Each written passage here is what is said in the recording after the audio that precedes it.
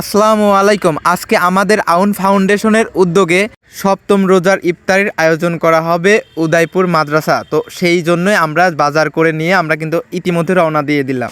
আউযু বিল্লাহি মিনাশ শাইতানির রাজীম। বিসমিল্লাহির রহমানির রহিম। ইয়া আইয়ুহাল্লাযীনা আমানু ইসতাঈনু বিস-সাবরি ওয়াস-সালাহ ইন্নাল্লাহা মা'আস-সাবিরিন।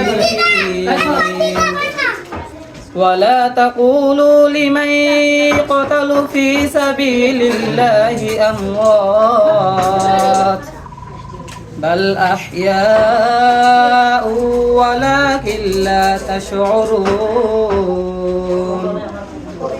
ولنبلونكم بشيء من الخوف والجوع ونقص من